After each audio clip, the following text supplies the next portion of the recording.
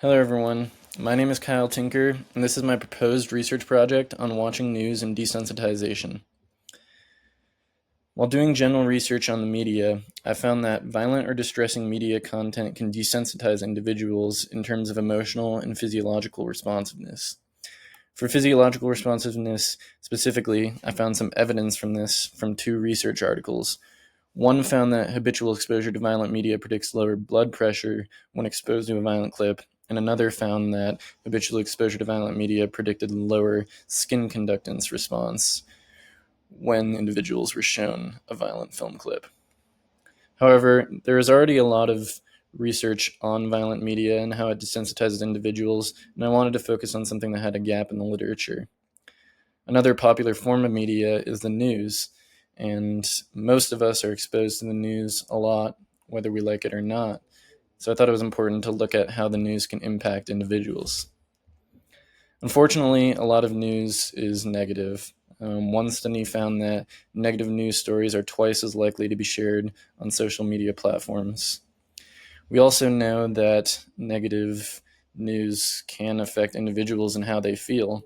Negative perceptions of the news are associated with greater negative affect and lower positive affect. So we know that negative perceptions of the news can affect how people feel, but I wanted to look at whether there is any desensitization when it comes to news consumption. In order to measure desensitization in terms of emotional responsiveness, I use self-reported levels of empathy. Therefore, my research question became, what is the relationship between amount of news watched and self-reported levels of empathy? And my hypothesis is individuals who watch more news per week will report lower levels of empathy due to the high exposure, making them not care as much about what they are watching. So for proposed methods, it will be a correlational design because we are looking at the correlation between time spent watching the news and self-reported empathy. It would be difficult to do an experimental research project because of ethical and practical limits. You basically have to force somebody to watch news a certain amount, and that could potentially be unethical because it could be harmful. For participants, I will gather 100 University of Utah students through the research participant pool, and I will have them report age, race, gender, and sexuality in order to determine if there's any patterns within certain demographics. For my measures, I will use a news consumption survey that I adapted from Pew Research Center. It's only one item because we only need to know how many hours of news that they watched in a week. So the item would be how often do you consume news in a typical week.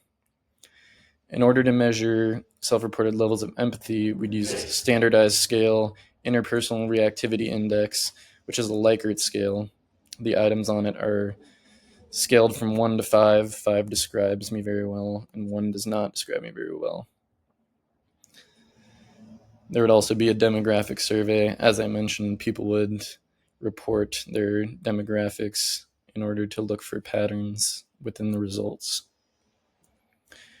To reiterate my research question, I'm testing whether there's a relationship between the amount of time spent watching the news and self-reported levels of empathy. I will use a Pearson's R to examine the relationship because they are both continuous variables, and I'm looking for a correlation between them. And R's coefficient determines the strength and whether it's positive or negative between the two variables. So I will expect to find a moderate negative correlation between the two variables, proving my hypothesis that more news watched per week will result in lower levels of empathy. The figure 1 below shows that it is negative, and there are a lot of scattered around, which makes it a moderate correlation. So these expected findings will confirm my hypothesis, as I mentioned, and another thing I added is that the correlation being moderate would suggest that there are other confounding and medianing variables because there are other variables that could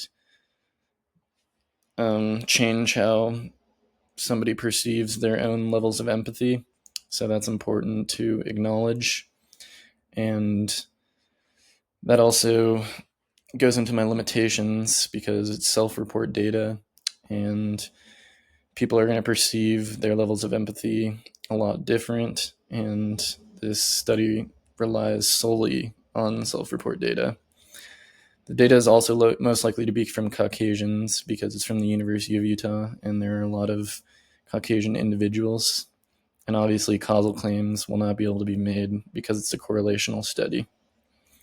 For future directions, I think researchers should try to have a more diverse sample and not rely on self-reports if possible. Maybe try to have some experimental component to it if possible.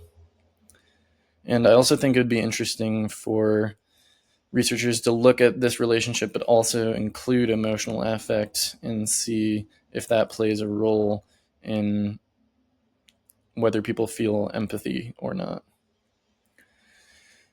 So if I found these results, I think it would warrant some caution for watching the news. I mean, there's no causal claims that can be made, but maybe people should limit news consumption and use a different source, because in this we're looking at just watching news. So just being aware of how it affects how you empathize, and whether it's making you apathetic. And yeah, thank you for listening.